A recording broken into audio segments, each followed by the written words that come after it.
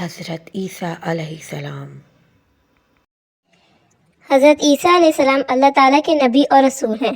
آپ تقریباً 2000 سال قبل فلسطین کے شہر ناصرہ میں پیدا ہوئے۔ آپ کی والدہ ماجدہ کا نام مریم علیہ السلام ہے۔ حضرت مریم علیہ السلام اعلیٰ کردار اور پاکیزہ فطرت خاتون تھیں۔ اللہ تعالیٰ نے آپ کو دنیا کی تمام عورتوں پر فضیلت عطا فرمائی۔ اللہ تعالیٰ نے حضرت مریم کو اپنی قدرت سے ایک بیٹا عطا کیا جس کا نام آپ نے عیسیٰ رکھا۔ حضرت عیسیٰ علیہ السلام نے بچپن میں لوگوں سے باتیں کی، جیسا کہ قرآن مجید میں اس کا ذکر ہے۔ ارشاد ہے سورہ مریم آیت نمبر 30۔ قال انی عبد اللہ اتانی الکتاب وجعلنی نبیا۔ ترجمہ: اس نے کہا کہ میں اللہ کا بندہ ہوں، اس نے مجھے کتاب دی اور نبی بنایا۔ حضرت عیسیٰ علیہ السلام جوانی کی عمر کو پہنچے تو آپ نے لوگوں کو سچائی اور نیکی کے راستے کی طرف بلایا۔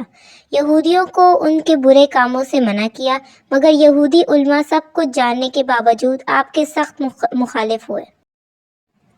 حضرت عیسیٰ علیہ السلام کے معجزات۔ اللہ تعالیٰ نے حضرت عیسیٰ علیہ السلام کو بہت سے معجزات عطا کیے۔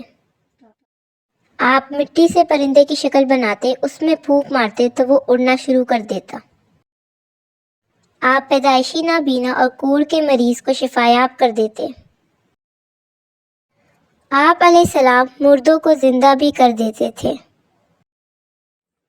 لوگ جو اپنے گھر سے کھانا کھا کر آتے، آپ بتا دیتے تھے، اور جو گھر میں رکھا ہوتا اس کے بارے میں بھی بتا دیتے تھے۔ ان سب معجزات کو دیکھ کر بھی یہودی آپ پر ایمان نہیں لائے۔ حضرت عیسیٰ علیہ السلام کی پیدائش کو قرآن مجید میں حضرت آدم علیہ السلام کی پیدائش کی مانند ایک معجزہ قرار دیا گیا ہے اور بتایا گیا ہے کہ اللہ تعالیٰ اپنی قدرت سے سب کچھ کر سکتا ہے۔ سورہ آل عمران آیت نمبر 59 میں اللہ تعالیٰ ارشاد فرماتے ہیں مثل عیسیٰ عند اللہ کمثل آدم خلقہ من تراب۔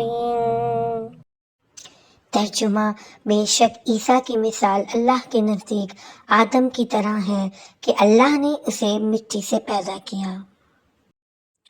اللہ تعالیٰ نے حضرت عیسیٰ علیہ السلام کو بنی اسرائیل کی طرف نبی بنا کر بھیجا۔